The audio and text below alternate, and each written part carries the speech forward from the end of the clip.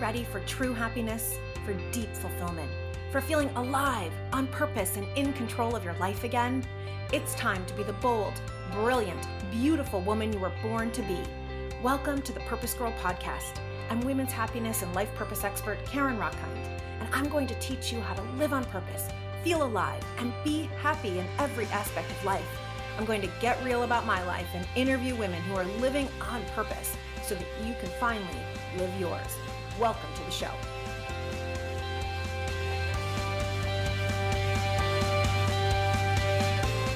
So when I got to graduate school, there were amazing people who seemed so grounded and so clear and so able to think and process and not overthink. It seemed like their brains just did not go crazy and haywire like mine did. And I thought, what the heck are these people on? And the more I got to know these people, amazing people who became good friends of mine, the more they talked to me about mindfulness. And I have to be honest, at first my eyes totally rolled. I'm like, whatever, this is ridiculous, it's crazy. And of course they were talking about meditation. Now, if I'm going to be truly honest, my issue with it was that my brain does not shut up. I thought, this is not possible. This is only for people who are already at peace. Meditation, mindfulness, this is for those hippies who don't have an overactive A++ personality like I do. And as I started getting to know them, and I would say this to them, they said to me, Karen, that's exactly why you need a mindfulness practice. And I will tell you, it has been 7 or 8 years of a journey for me on this mindfulness practice.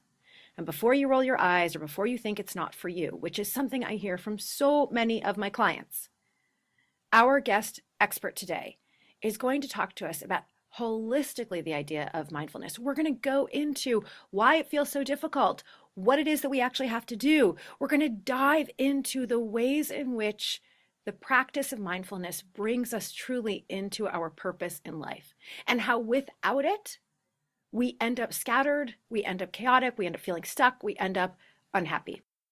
And so on today's episode of the PurposeGirl podcast, we are going deep into your mind for you to truly have the peace and the happiness that you so crave. It made a huge difference in my life.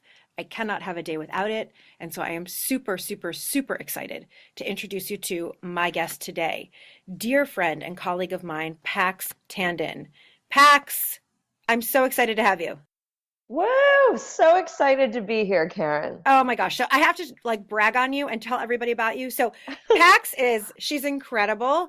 Pax is an author, a filmmaker, an entrepreneur. She is a wellness advocate, a teacher. She holds her master's degree in applied positive psychology from UPenn, like I do. And she also earned her bachelor's from Wharton. So she is totally brilliant and intelligent, which is, of course, the business school at UPenn. Also holding a BA in psychology. She, of course, double major because she's so brilliant. She has her certificate in applied positive psychology, a certificate in past life regression therapy. This is amazing. We're totally going to get into that later on in the show. She also has 200 hours of yoga teacher training. She's completed UPenn School of Medicine mindfulness-based reduction course. I mean, this woman has the full package, right? Everything about our mind, about our well-being, our happiness, including the body. So she gives speeches, leads workshops. She's on panels in countless places, from Wharton to Drexel University to the Baldwin School for Girls, the American Foundation for Suicide Prevention. And she is the director of Vivo Forte organization, whose mission is 100% all about training the world's children in mindfulness. She sits on the board of Write Your Future, which is a nonprofit dedicated to teaching writing skills to students in need. And she has just come out with an incredible book that I've been devouring over the last week. I have so many earmarks in this book. You have to see it. It is called Mindfulness Matters, a Guide to Mastering Your Life. Pax, welcome to the PurposeGirl podcast. Thank you, honey. What an intro. When I hear it like that, I'm like, oh. Like, hey, cool. I'm not bad, right? I'm pretty cool. Yeah, it's good perspective, especially listen, I completely resonate with that story, and I loved it so much because isn't that the flow? We type A, left brain thinkers, constantly running and moving, tend to feel that it's just not in our wheelhouse to be able to slow down like that. And in fact, why would we want to?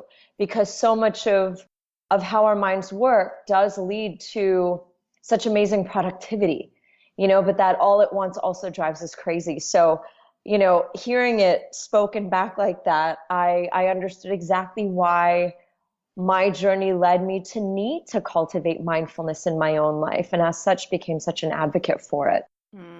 Yeah, I mean, obviously you are a high achieving woman, and I know a lot of you out there are as well. And this is this very thing, our mind chatter, right? Our mind chatter often being cruel to ourselves, the mind that says, you've got to do more, you've got to be better, you've got to keep up.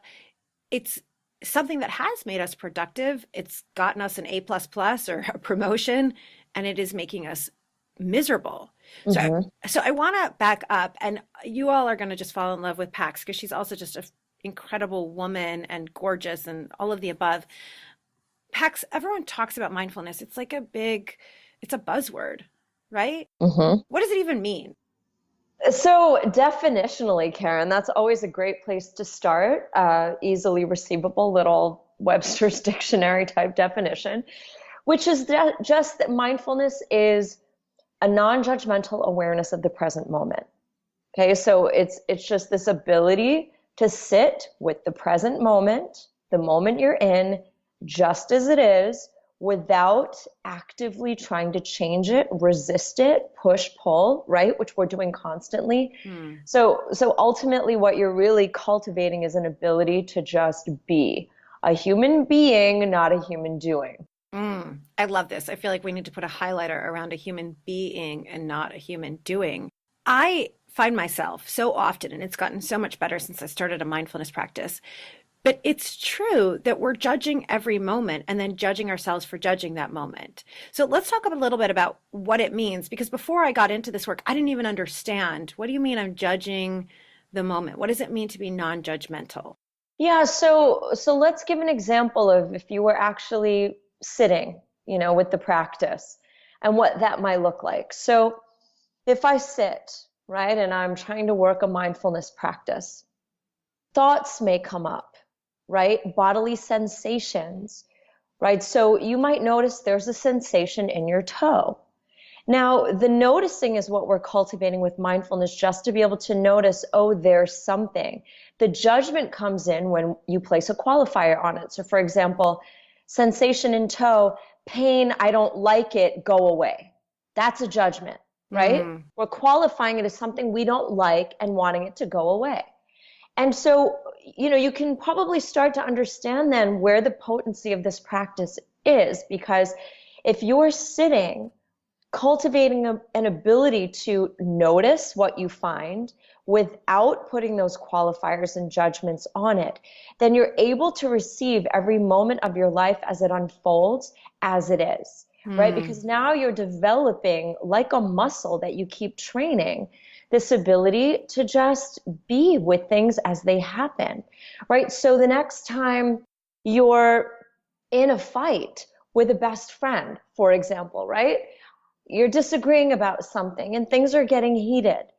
You're able to be in that moment and not go to, she always does this. This is so typical.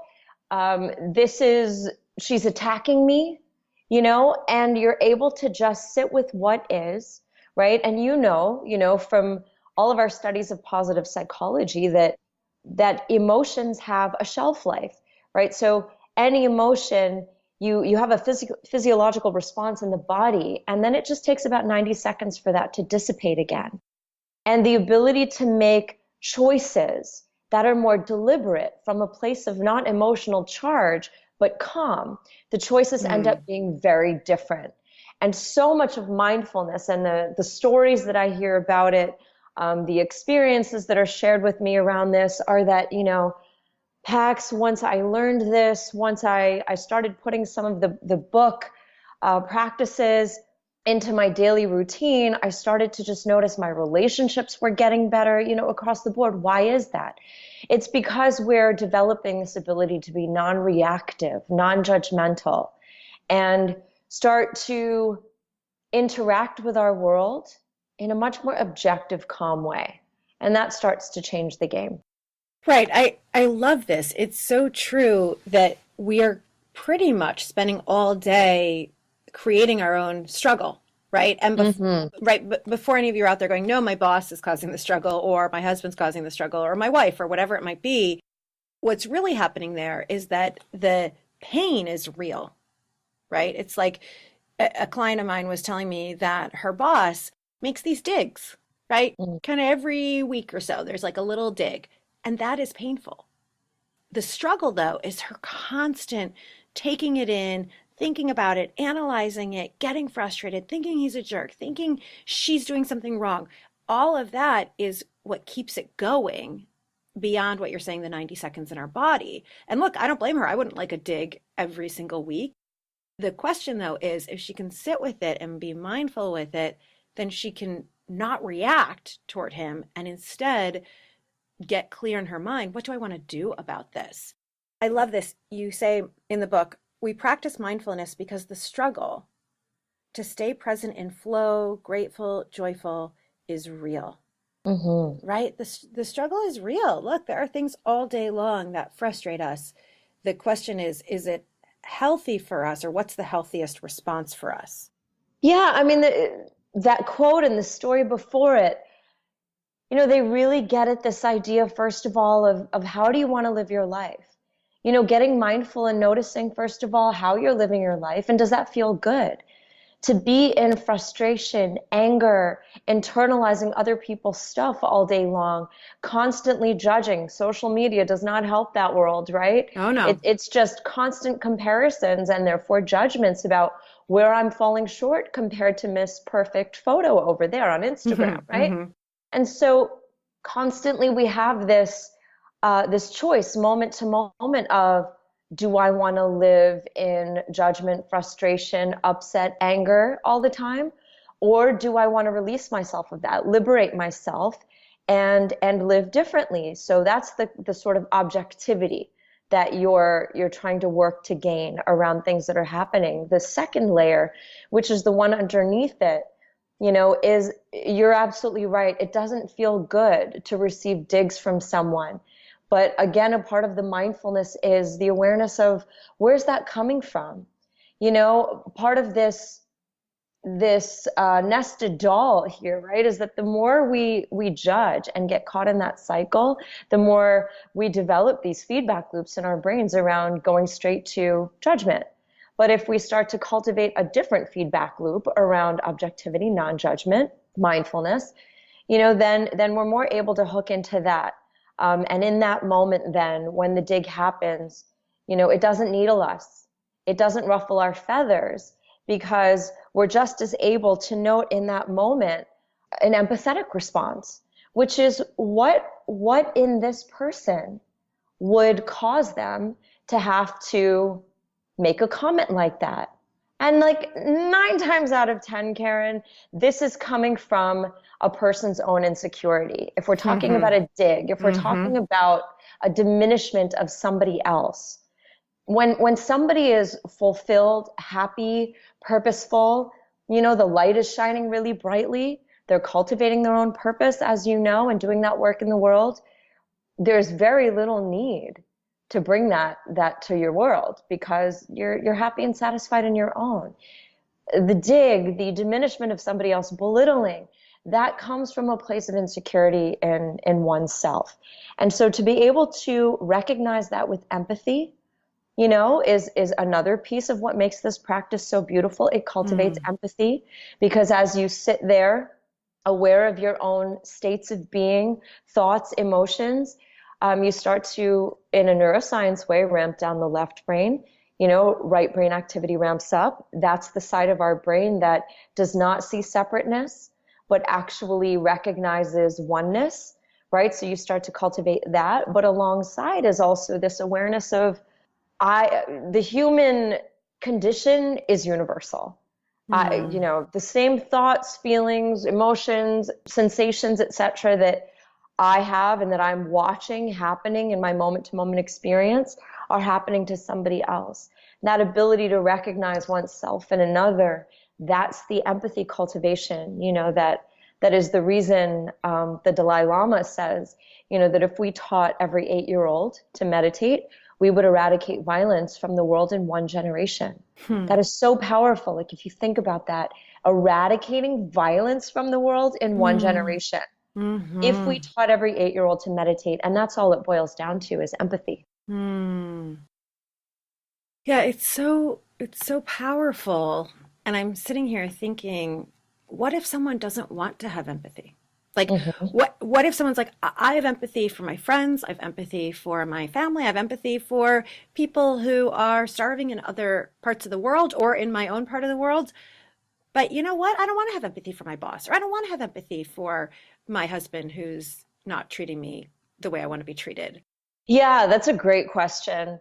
The first thing that I would say to that is it's an all or nothing, right? I don't think it's possible for you to cultivate empathy in certain areas of your life and not have them in others. And so to think that that's actually true means that you're just expending more energy in self-regulating in those scenarios, for example, like with your husband or with in tandem with starving children in the world or what have you, all of these causes. You're just adding more energy to regulating yourself around saying, for example, here's a situation where I should have empathy, so I will. Or there's a situation, okay, it's my husband. You obviously have a vested interest then in a scenario like that to bring empathy, or, the relationship is not going to work. You have to be able to recognize each other that way and bring some compassion. So, I think that in order to free up bandwidth, to shine that light brighter, right? Adding more energy to self-regulation is just adding another layer of yourself. Right. It's like a cover up as opposed to really getting to the core of you at your most peaceful, happy self. And I had that question because as I was talking to a coaching client earlier this week, that's basically what this client said to me. Like, you know what? This person's a jerk. Why do I have to have empathy for them? And the answer actually is to have empathy for understanding when they are being, right? This is actually another situation with a jerky boss, which maybe should be its own topic at some point, but hashtag right, jerky hashtag boss. Jerky boss, right? That to recognize that how much right now you're letting this hashtag jerky boss get under your skin, and therefore really letting it get the best of you. And it's ruining, this person was telling me it's ruining their personal relationship, it's ruining their health, it's ruining their sleep, all the above. And so you're actually doing this for yourself in a way of saying, you know what, I'm going to take it off of me beating myself up that I'm doing something wrong or that they're a jerk. And you're saying, I'm going to recognize that this person has their own issues. And in doing so, right, and in doing so, it's like you're freeing yourself. And I said to this person, let's recognize that this hashtag jerky boss has their own personal issues, and you get to choose whether you stay working there or not. Or you get to choose whether you put together your resume and you, with love, say goodbye. There is so much there, Karen. Absolutely, right? I think what we're really highlighting here is, why would you want to give away your power like that? Yes. You're putting the power of what's happening squarely in somebody else's hands and taking it out of your own. So that's the first thing, right? Is to be deliberate about saying, I'm not going to do that, right? I'm going to choose a different path. And then not to get too meta level, but in showing up for somebody else as somebody who consistently chooses not to engage in the lower vibrational frequency, that is the jerky boss, that is the dig, that is whatever, right? That is the a-hole behavior. Right. In choosing to decide, and this takes a lot of self-regulation, but hashtag bonus, yes, that's so much of what you're cultivating with mindfulness too, is self-regulation, is the skill of not indulging every thought that crosses your mind, every sensation that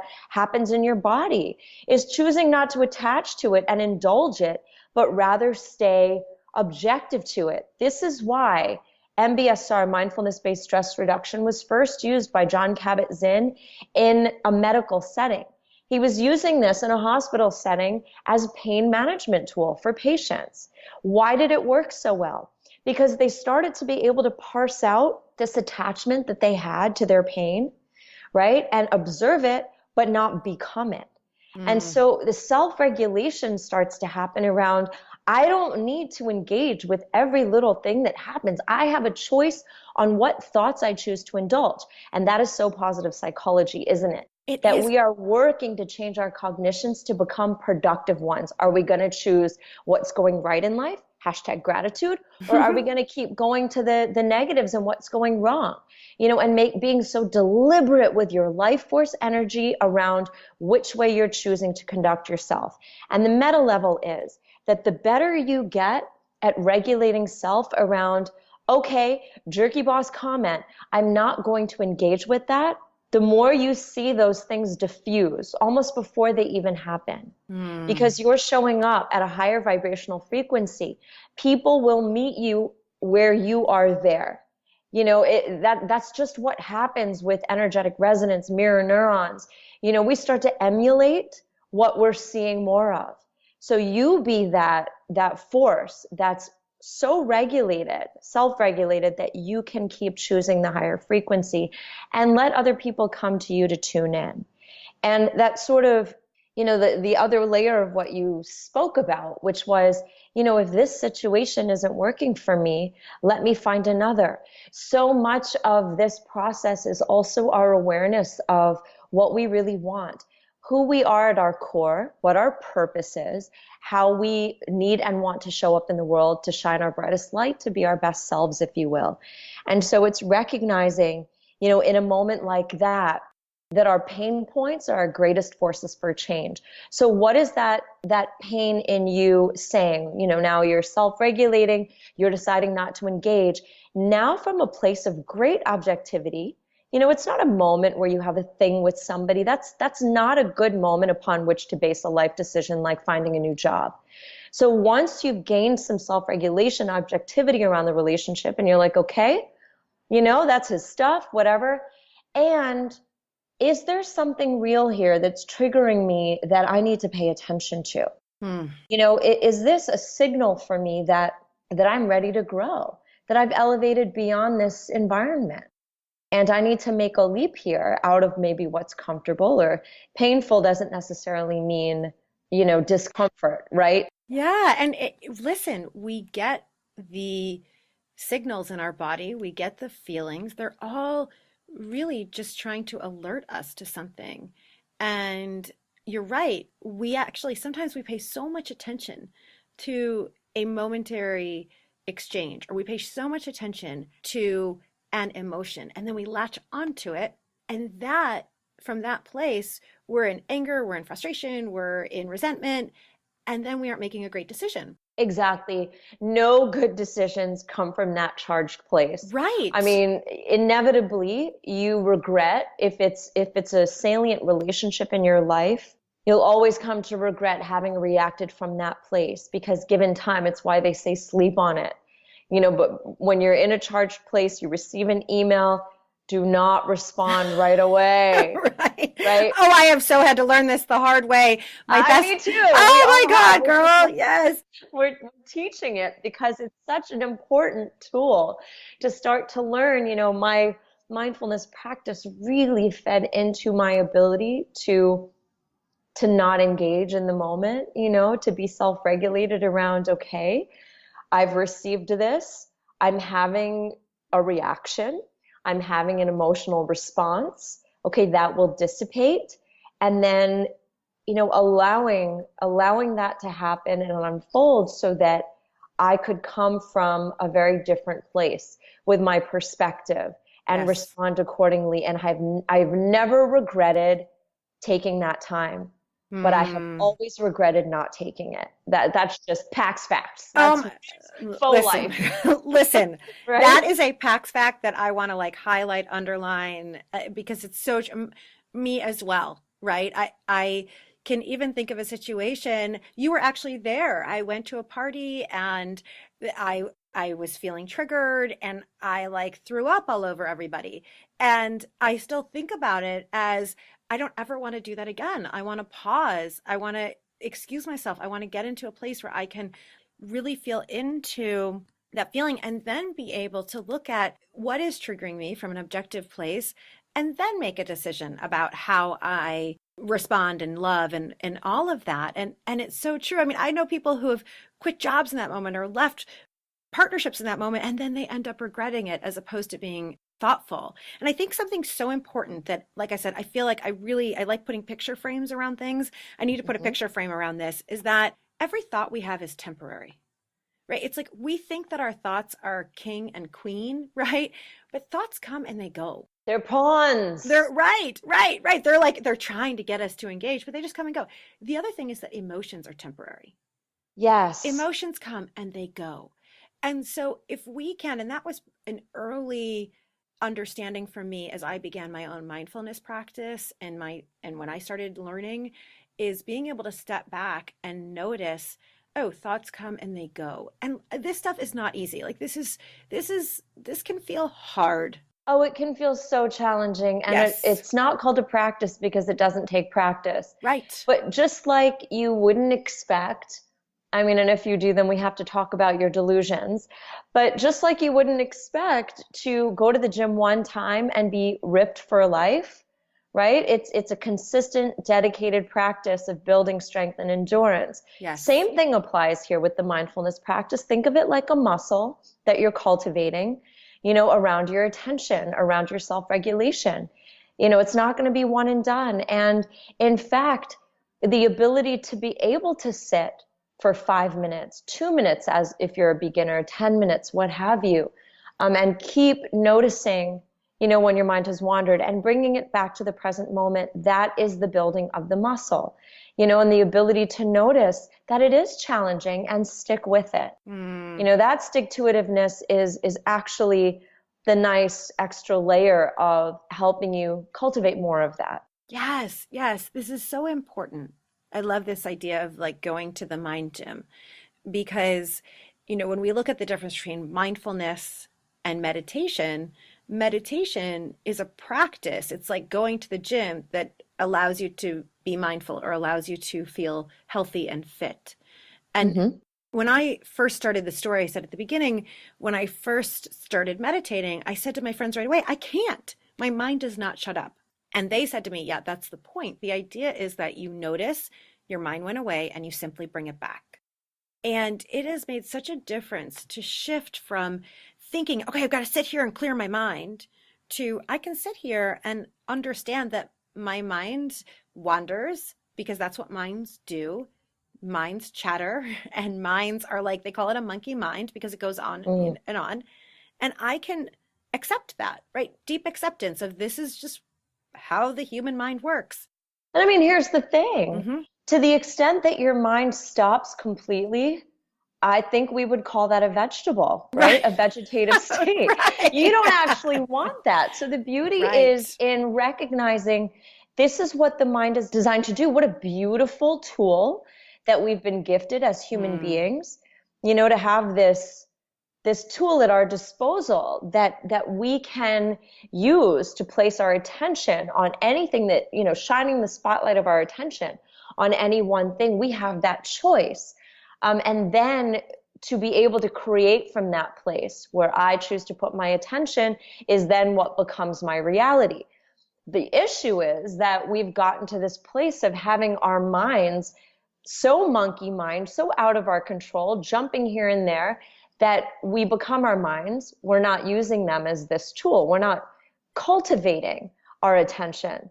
It's gotten out of our control, really. Right. We're letting them run the show. I mean, I often say that your mind will run you unless you run your mind. Precisely. I mean, that's how it works. And it's so powerful to gain some regulation around where your mind is going for so many reasons, not least, the one that we touched on earlier, which is so positive psychology, but which is choosing healthier, more positive, productive cognitions. And we know that leads to a whole host of other consequences, right? If you're constantly thinking negative thoughts. We know from the research that those people tend to have weaker immune systems, right? Negative, less optimistic people. Um, so Yes. many other consequences to a positive frame of mind. Or, Bob Fredrickson's research, right? If you're in an optimistic, positive frame of mind, you can come up with creative solutions, right? Far more creative solutions. And if you're in this negative space all the time, your mind goes linear, right? Very fight or flight mechanics. And you're just like physiologically not able to come up with a wider array of solutions, of creative Right. unfoldings. And so on whatever level, you want to step into the ring of this and start this practice, you can see that the benefits are sort of myriad and very far reaching. And in this world of today with constant stimuli and demands on our attention, it's that much more important that we are able to exercise some modicum of control over where we'd like to place our attention rather than where other people are trying to yank it. Absolutely. This is so incredible. It really comes down to remembering that your happiness is your Yes. choice. And what you are choosing, how you're choosing to spend your time, who you choose to spend your time with, and perhaps the biggest is what you're choosing to do with your mind. And will you allow your mind to wander off into constant negativity, or will you have that regulation that Pax is talking about, the discipline, right? I used to hate the word discipline and regulation because I just wanted to be a free bird. I didn't want anyone to tell me you have to put a rule around this because I spent so much of my childhood being a rule follower. And then I thought, I don't want anyone telling me any rules. What I have learned is that regulation and discipline is not bad. Rather, the more I am disciplined with my mind, the more I'm disciplined with my positivity, the more I'm disciplined with my thoughts and my actions, I actually have more freedom. Exactly right. I mean, I think that that's like the central thesis so far of our discussion is that in fact, discipline and self-regulation are fundamentally liberating. Yes. Right? When you really start to work with these practices, they liberate you of attachments that aren't in the highest service, right? Including to your pain in the body. That's why it's such an amazingly effective pain management tool, more than even pharmaceuticals and medications. Why in an interaction, moment to moment, this will help you make better choices, which starts to ramp up your relationships. And we also know that our connections and relationships are among the top few primary factors around well-being. So if we're cultivating them and really investing in them wisely, we enjoy happiness and well-being. So there are so many ways in which actually cultivating discipline in this practice with the mind, with the attention, leads directly to lighter, freer, liberated, airy, however you want to describe that awesomeness. That's joyful, like happy life. Yes. Yes. There you go. So let's talk about how to get there, because we've talked about meditation, and I love that you say even just 2 minutes, right? Even just 2 minutes of sitting and breathing, even just saying in and out as you breathe. I love using an app like the Insight Timer. I love that your book gives additional ways. One of the things I love is that you talk about, for instance, the power of gratitude in getting there. Can you talk to us a little bit about that? Yeah, of course. So I consider all of these practices, gratitude including, to be mindfulness practices, because again, you are starting to get deliberate about where your mind is. So the gratitude practice is one of the most effective, we call them interventions, as you know, in positive psychology. But for all the folks listening, I know intervention as a word is sort of laced with connotations of family members flocking around an addict, like, we need to stage an intervention. And I love, the gravity of the word because it gets at the seriousness of these practices in our lives. Like to the extent that we work them, we enjoy, the fruits of that labor. To the extent that we don't, life looks the way that we don't really want it to look, which is sort of steeped in negativity and stress and depression and that kind of thing. So that's the first thing I'll say, that interventions, gratitude is one of our favorite and most salient interventions because it so quickly engenders well-being. Why does it do that? Well, that's because, as we spoke about before, it helps you start to reframe your world through a what's going right lens as opposed to a what's going wrong. So, evolutionarily, we've got this adaptation so strongly in our genetic code around being able to spot the danger in our environment. Where's the negative, right? Because not that long ago, not even 1,000 years ago, it was a very real facet of our lives as human beings that we could get picked off by a predator. If we weren't watchful of where the saber-toothed tiger was, we didn't survive, we didn't carry on the species, so that was the ultimate genetic win. Life has changed very rapidly, and that isn't really a reality for most of the world. But the ability to recognize that, first of all, and then say, okay, what's going right in my life? And inevitably, 37 trillion things plus are going right. We have 37 trillion cells in our body, and they're all working in harmony to keep us alive. Wow. That's a lot of reasons to be grateful. Just that right there, the miracle of being alive. And if you want to extend beyond your physical form, then there are so many things that are going right. If you've got a roof over your head, that's huge, right? And fresh water to drink, and purpose. A flushing toilet. A flushing toilet. So huge. I mean, I remember when we go to India, when I was a little girl, and my father was so deliberate about making sure that we visited our relatives in villages, and pockets of India where it was quite, let's say, rustic. And there were no flushing toilets, and we didn't have showers. We took baths out of buckets, and they'd fill up the bucket with water and then add, boil some hot water on the stove and add it into the bucket. That's the way we bathed. Wow. And then coming back and having that perspective around, wow, this running hot shower thing is not to be taken for granted. So across the board, our lives are steeped in opportunities to recognize gratitude.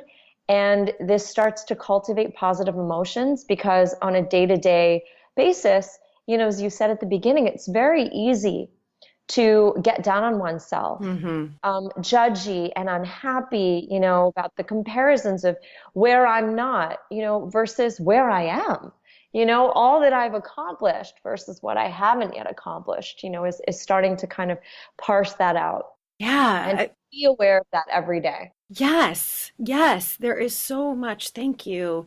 I have a new perspective around a shower that when I shower tomorrow, because I've already done that today. So when I shower tomorrow, I will be thinking of you, and I will be thinking of your family that doesn't have that privilege, and really paying extra attention, which is why gratitude is such a salient, brilliant intervention or practice for mindfulness, because it brings you out of the chatter of what's wrong, what's not working, what went wrong, what will go wrong, and it brings you into the moment of appreciation. And you will find that the more you start practicing gratitude, the more you will notice that's good, right? The more you will notice what's good. And then you're living your life more from a place of, wow, look at how amazing this is. Wow, look at that. I sometimes, my family thinks I'm a little cheesy, right? I once, my sister once said to me, everything is not wonderful, Karen. And I was like, actually it is. Like at this moment, like, is it always? No, of course not. I've had my fair share of issues, and I'm very honest about them here on the podcast, right? But at that moment, really, everything really was wonderful. And it's okay to be that cheesy person because you're going to be happier. I love this too. You do something so brilliant in the book, Pax. You share with us a letter to your dad. Yeah. And this is so beautiful. You talk about in the book how a beautiful way to practice gratitude, to practice mindfulness, is to think of what you would say to your father, to someone you love, if everyone was gathering to celebrate their memory. And it's like, why wait? And you write this beautiful, beautiful, beautiful letter. So I'm just going to give you a couple of sentences of this beautiful letter to give you a sense of what you all can do as a gorgeous, gorgeous practice. Dear Dad, even though I know your style, which is rather too humble to accept a thank you. And then Pax goes on to say, thank you for being brave enough to come all the way to America as a young man, alone with only $5 in your pocket. I mean, can you imagine pausing and actually being in gratitude to a parent like that, or to a friend, or to a partner? And the letter goes on. You really have to get her book to read this, if for nothing else. And there's a million beautiful practices in this. It's just so beautiful because this is such a way to pause and be in control of your life and what you say, instead of waiting until it's too late. Yeah, thank you for sharing that with everyone and reading those few lines. I even had a swell happen just now hearing that again, because it is so emotionally powerful to take stock of what somebody who you love, who loves you in your life, has really brought to it in that grateful way, that you can be, which you tend to misplace, forget, or as you said, what was so powerful for me with this was noting that I hadn't done it yet, and I'm writing the book, and I'm like, wait a minute, I haven't written a gratitude letter yet, and read it out loud. And realized that I had done it so many times in my mind. I was speaking this thank you, this gratitude to my father in my mind every time something would come up to remind me, for example, that it was such a hair of a miracle, that I even exist, right? Because he made this brave choice. Yes. And then all of the decisions from there, the only reason that I have the education I have is because he made that bold step, and they were so deliberate about that education. Wow. And so on and so on, and I just realized I was speaking this in my mind to him when he was gone. It was so striking to me. I'm like, why then? Why not now? Why, and that's, I think, so much the potency of this gratitude letter practice, because it really does compel you to sit down and express things that I don't think otherwise would to somebody. Where else do you have license to sort of, like, that would be a little awkward, right? You just sit someone down and you're like, listen, thanks for, and we also as humans are not very good at accepting compliments gracefully. We just, we get embarrassed and we try to, like, oh no, it was nothing. Yeah. In this case, it's really giving yourself license to be able to express something so meaningful and powerful to another person who has had this positive effect on your life. And to be able to say, this is a practice that we use. It's an intervention on gratitude, and I would really like to share this with you. That gives it a different kind of license, which takes away the awkward and just makes it pure, potent love connection, and reading a letter to somebody in this way and having them just be able to receive it without the layers of feeling, it's permissible. Yes. Without the layers of having to deflect or, oh my God, this is too complimentary. Yes. And the lovely thing is my father read the book right before I read the letter to him. They had their hands on sort of first copies, and he read it and he called me. And he just said, well, I just saw the letter to your dear dad. I mean, even then he won't use first person, right? Like the letter to me, he's so humble. He's like, to your dad. And sure enough, he was just so humble about, this is not my life I'm carrying. It's your grandparents and your great grandparents, and I'm just holding their life force, and it was just so beautiful for him to call me and say, in his way, wow, and to be able to have done that in his lifetime for me is such a huge gift. Such a huge gift for both of you and for your whole family. I also wrote a gratitude letter to my parents, and I read it to them the weekend of graduation from grad school. And the same thing, my dad was shifting in his chair, and my dad is quite emotional and sensitive. So he started crying, and then he said, no, I don't want to cry. Just stop. And I'm not going to stop, because I want to make sure that we do this. And I think whether it's the gratitude practices that you have in the book, you have beautiful practices around eating, right? Like really being mindful and choosing what food you put into your body, using food instead of just more antidepressants or more medicine in your body. You have beautiful practices around slowing down and appreciating food, appreciating the moments, really appreciating your body. I mean, these are practices we Yeah. all need. Yeah. I mean, on the food topic, right? We're this nation that consistently struggles on a seesaw of, weight. Particularly, we do have an obesity crisis in this country, but on the other end, the issues with weight that we see so often in teenagers, particularly young women. And so much of this is a mindlessness around food. What purpose it really exists to serve for us, which is to help us stay alive and beyond that to thrive, and starting to become conscious of what we're putting in our bodies, but we inhale, we eat as if it's this chore, this side effect, outside of what's happening through that meal time. It's conversation. We're all on our phones these days now Right. too, right? There's so much distraction away from the essence of the meal, of the fuel, of the imbibing. So to be able to use some of the practices in the book that I prime to help you start to get really aware and slow down with the process of eating, making that a mindfulness practice, a meditation, and that helps you actually start to develop awareness. Your body has so much intelligence around what it needs to come into balance and to thrive.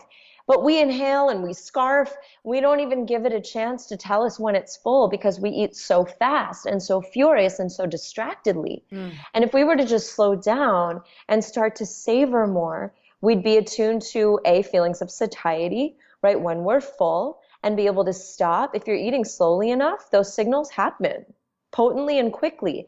And then you won't eat, you'd eat a third pretty much is kind of the heuristic of what you already do if you're eating mindfully. And beyond that, listening to your body when you smell something, it will tell you, it has intelligence, if that's something that it needs or wants. It will smell extra sugar and know that's going to push you over the edge, push your sugar levels too high, that kind of thing.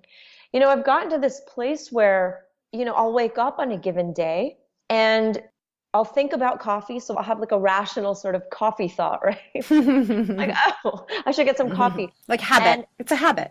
Yeah, that habit thing. And that's in the mind, right? The feedback looping in the mind around addiction and habit. Mind first, body second is my contention. The mind is a very powerful thing and you can regulate around it. So I'll have that coffee thought and then my body will immediately tell me yay or nay. If there's too much caffeine in my system already, or it'll present as a feeling of rejection, like that I don't want it. And I can tell that my body, my adrenal glands, whatever it is, too much, scale back, and getting really mindful like that about what we need. That's all we need. Even the hunger response, just eating when you're hungry and your body needs that fuel versus when the mind is trying to eat feelings, right? And numb out through food to avoid something unpleasant, uncomfortable, and learning to know the difference.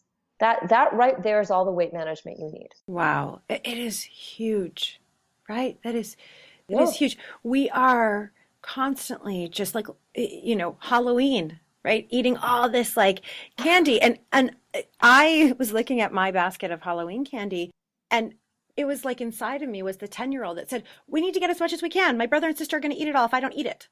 It's like, right? It's like, I got to eat it all now. So real. And if you like pause, it's like, do I really want another Reese's peanut butter cup? Like, yeah, I'm going to treat myself to one tonight. Do I really want another one? And, it's incredible now that I have studied and practiced mindfulness. Any of you out there who have never really slowed down with your food, an opportunity for you is to get a really delicious piece of dark chocolate. Do it with dark. You read my mind. Yeah, and bring it up to, like, take 5 minutes and bring it up to your nose and really smell it, because digestion actually doesn't begin in your mouth. It actually begins with your eyes and it begins with your senses. Yeah. And so smell it and you will already start salivating. I am just thinking about it. Yeah, I mean, I have this Hershey Kiss practice in the book, and Mm. I think that's a beautiful way to Mm-hmm. do this. Just a morsel, just a small amount. And I Mm-hmm. love that you said dark chocolate because, it actually helps you develop a really different palatal awareness around chocolate. Yes. And you do this just a little bit, and you will start to notice how much more potent and lovely a piece of dark chocolate is, right? Much higher cocoa content, much less fat, salt, even sugar. Mm-hmm. And the body loves that. The body Mm-hmm. loves pure fuel. That Yes. is what it runs on, it thrives on. When you feed it, a lot of extra crap, it has to work that much harder to extract good fuel from that. And then the rest is just waste, Mm-hmm. and what does it do with it? So if it can't metabolize it, it sits on your hips and thighs as fat, what have you, right? And, I love the dark chocolate thing because dark chocolate, the higher the cocoa content, the better.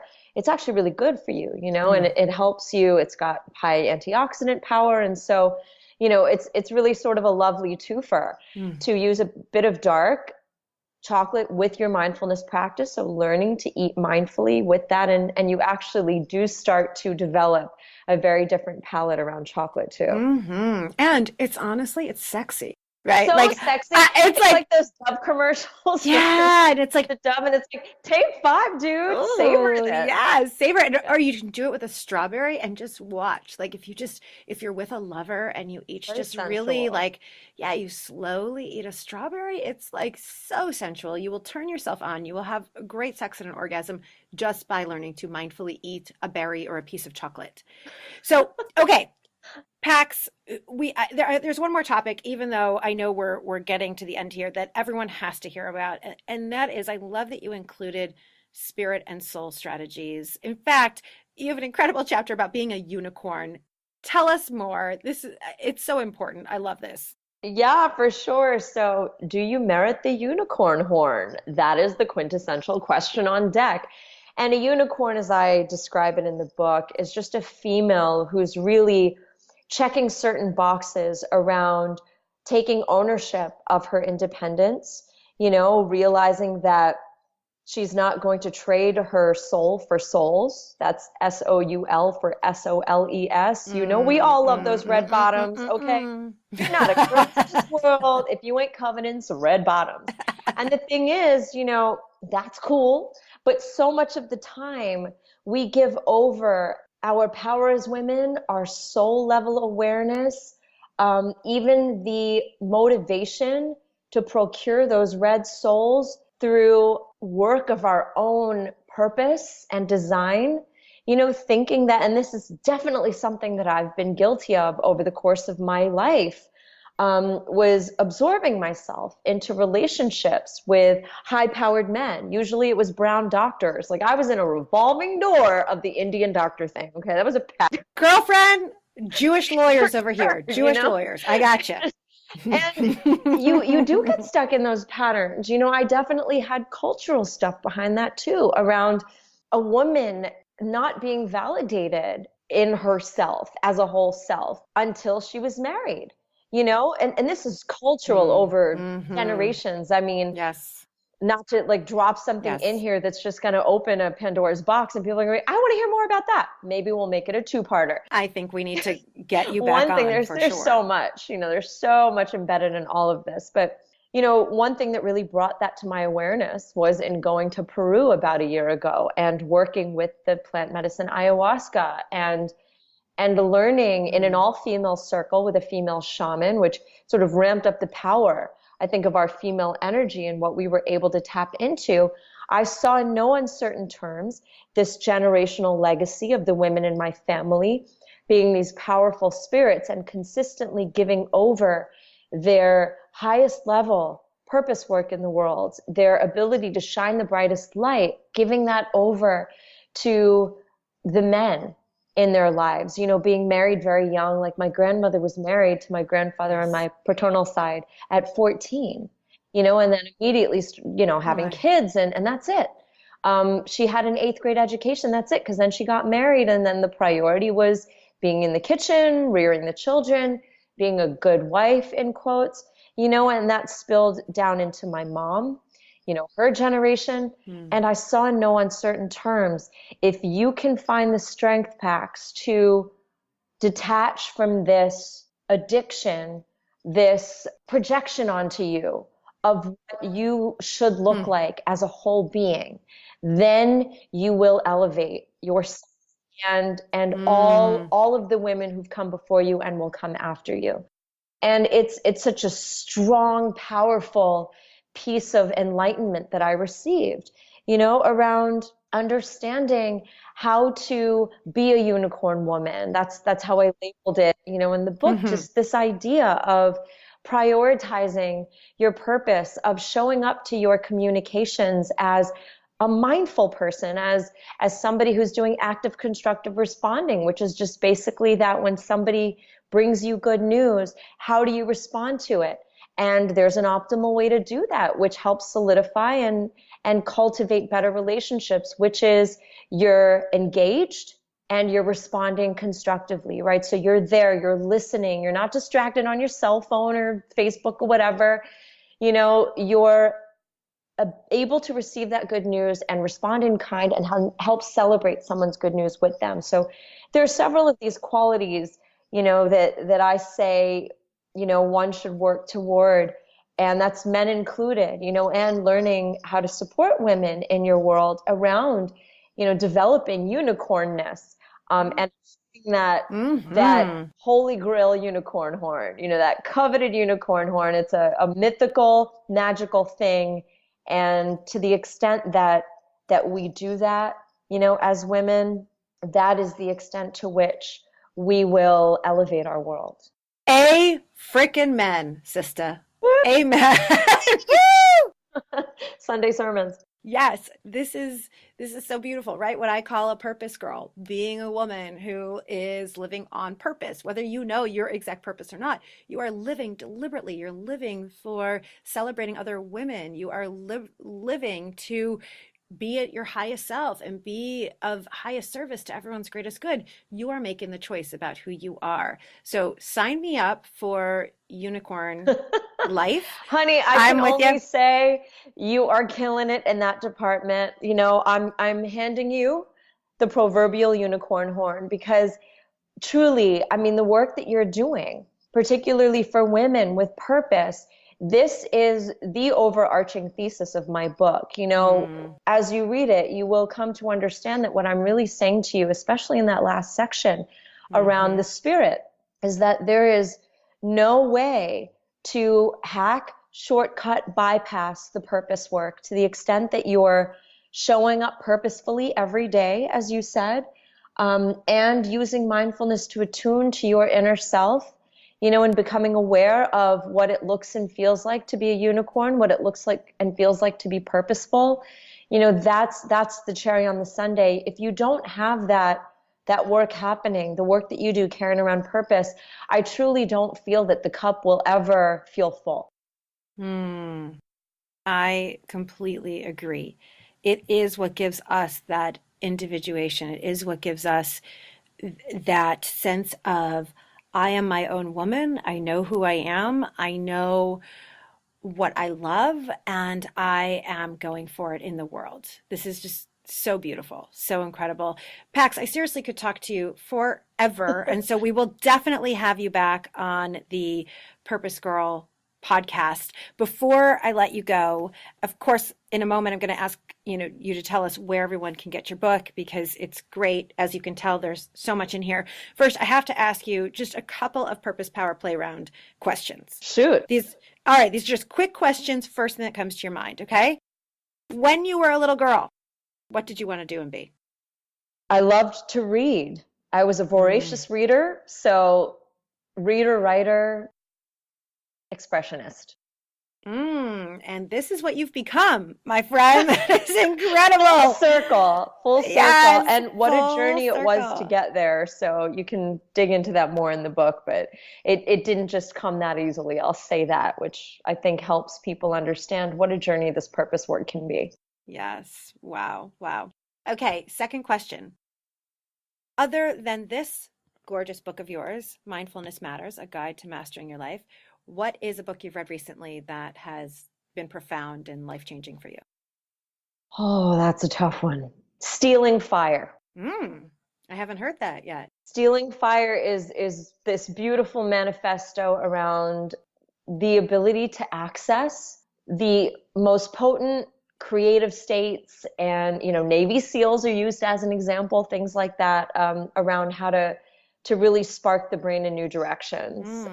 And I'll just say that a lot of it does boil down to medicines like ayahuasca, and I'll leave it there. Ooh, okay. We have got to discuss that more next time you're on. And I already made a note to ask you about this retreat in Peru and to be able to go on myself. So we must discuss that because it sounds Yes. amazing. So Pax, you're incredible. Your book is absolutely delicious. I will be going back to it often. How do people find it? And you? Well, thank you so much for that. Yeah, it's a digital world, so Amazon.com is a great option. You can also go to my website, PaxTandon.com, for a lot more on what I do and a lot more on mindfulness. My Mindfulness Matters film, it runs the gamut. So PaxTandon.com is a great resource if you're curious to learn more and, of course, learn more about the book. But yeah, Amazon.com, Barnes & Noble, lots of nice, juicy outlets for you to receive this. And I just hope that it helps you elevate you in your own journey. Love, love, love it. And of course, all of that information is in the show notes, so you can easily click down by going to the show notes. So thank you, thank you, thank you, Pax, for joining us. You have been an absolute delight. I have learned so much, and I cannot wait to continue learning with you. Well, thank you, my dear. I received that so humbly. It was such a beautiful, beautiful experience, and I look forward to more. And thank you for shining your light in the world the way you do. I received that. Thank you. And for all of you out there, thank you, thank you, thank you, as always, for listening to the Purpose Girl podcast. Because of you, we are changing the world one woman at a time. We were number 2 in self-help in Iceland last week. Thank you, thank you, thank you to the women of Malta. Thank you to the women all over the world. I am loving getting your emails from all over the world. I am loving hearing how this work is changing your life. So please, if you liked this episode, and we hope that you do, please download it. Please subscribe to the podcast. Please send it to all of your friends, every woman you know. Let's create a community of women that are standing in their purpose, choosing joy, and living the life that they deserve and desire. Of course, we love 5-star ratings. I am so honored if you would do that. And of course, if you want to find me, go over to the Purpose Girls group in Facebook. Join us. Every Monday, we post a question for you to think more deeply about your life, and other surprises on there where I'm creating conversation and coaching through it. Of course, you can also find me on Instagram at Karen Rockhind. You can find me on Facebook, Coach Karen Rockhind. And if you have not yet gotten your free Living on Purpose guide, you want to go to PurposeGirl.com. Finally, this is just like a little precursor. We have just launched the Women's Happy Store. And so I'm going to be talking about it in future episodes, but there's a few items out there right now for you to get your happy on. You want to go to bit.ly/women's happy, bit.ly/women's happy, or you can go to my website and you'll find it under shop. There are such cute t-shirts about choosing happiness, cute mug of a woman's happiness declaration, artwork for you to put up to remind yourself of all of this great stuff. So this is a little precursor and more to come. Thank you, thank you, thank you, everyone. Remember, may you live purposefully, may you love yourself, and may you love life. Bye for now.